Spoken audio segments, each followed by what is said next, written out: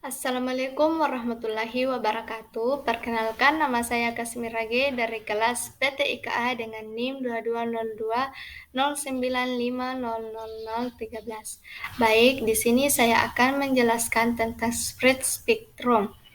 Nah, adapun sejarah singkat teknologi spread spectrum yaitu sistem telekomunikasi dengan teknologi spektrum tersebut mula-mula dikembangkan di kalangan militer karena memiliki sifat-sifat istimewa yang cocok diterapkan pada bidang tersebut, yaitu tahan terhadap derau, mampu menembus jamming, dan kerahasiaan data yang tinggi.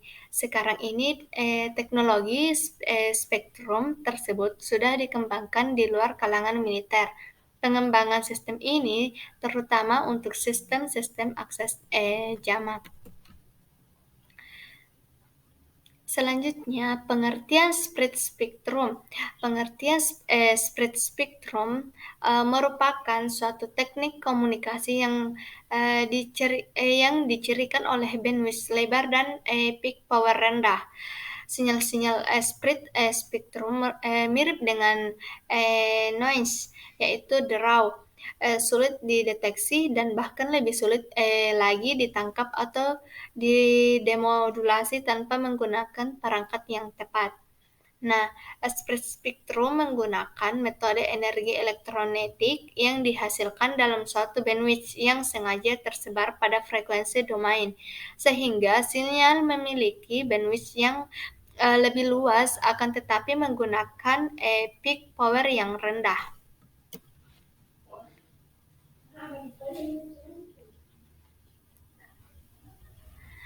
Nah, selanjutnya ini adalah gambar teknik spread spectrum. Nah, berikut inilah gambarnya.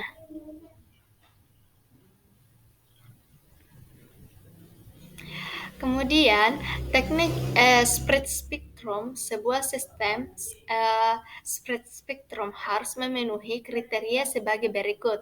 1. Sinyal yang dikirimkan menduduki bandwidth yang jauh lebih lebar daripada bandwidth minimum yang diperlukan untuk mengirimkan sinyal informasi. 2. Pada pengiriman terjadi proses spray-coding yang menebarkan sinyal informasi dengan bantuan sinyal kode yang bersifat independen terhadap informasi. 3. Pada penerimaan terjadi proses decoding yang melibatkan korelasi antara sinyal yang diterima dan replika sinyal kode yang dibangkitkan sendiri oleh suatu generator lokal.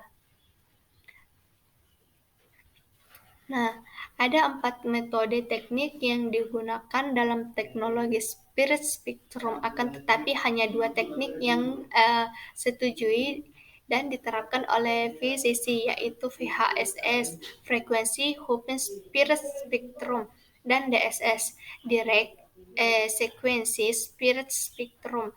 Untuk lebih jauh mengenal teknik spread spectrum tersebut, berikut pembahasan lebih lanjutnya.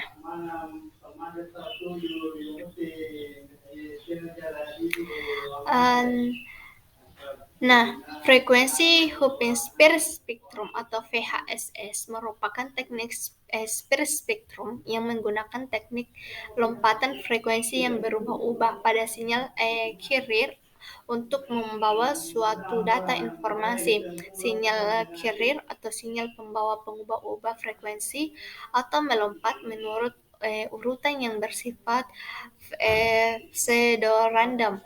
Urutan pseudo-random ini digunakan sebagai suatu daftar beberapa frekuensi ke arah mana pembawa akan melompat pada suatu interval waktu yang ditetapkan sebelum terjadi pengulangan pola tersebut.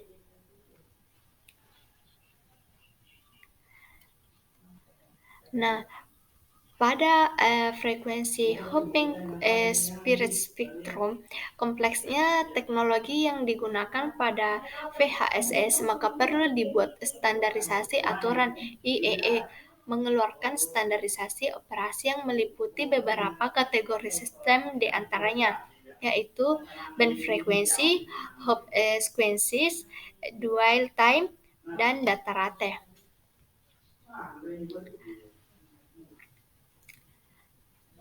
2 Mbps, sedangkan OpenAIRE suatu standar yang diciptakan oleh Forum Antar Operasi LAN Nirkabel yang sekarang tidak berfungsi, menetapkan data rate sebesar 800 kbps dan 1,6 Mbps. Agar suatu frekuensi hooping sistem berada pada 800 kbps dan 1,6 mbps, agar suatu frekuensi hooping sistem berada pada 802,11 atau sesuai dengan OpenAIRE, maka ia harus beroperasi pada band frekuensi 2,4 GHz ISM yang didefinisikan oleh VCC berada pada kisaran dari 2,4 ribu GHz sampai dengan 2,5 ribu GHz. Kedua standar ini memungkinkan operasi pada kisaran frekuensi 2,4 ribu GHz sampai 2,4833 GHz. Atau dengan kata lain, frekuensi hooping band memiliki lebar lebih dari 83 MHz.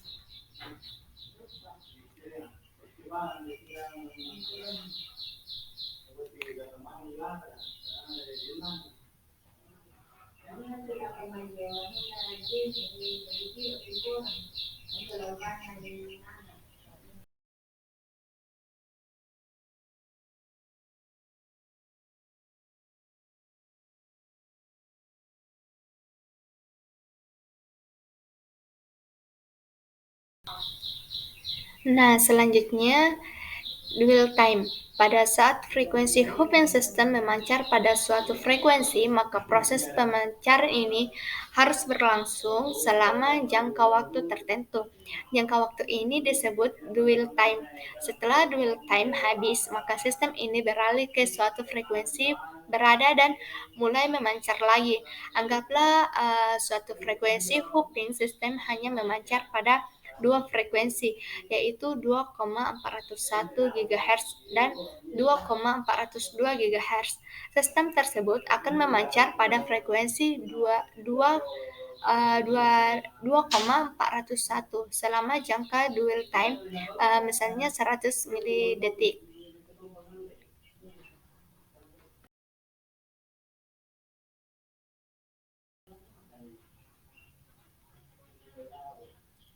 Nah, berikut inilah perbedaan hoop time dengan dwell time. Nah, inilah gambarnya.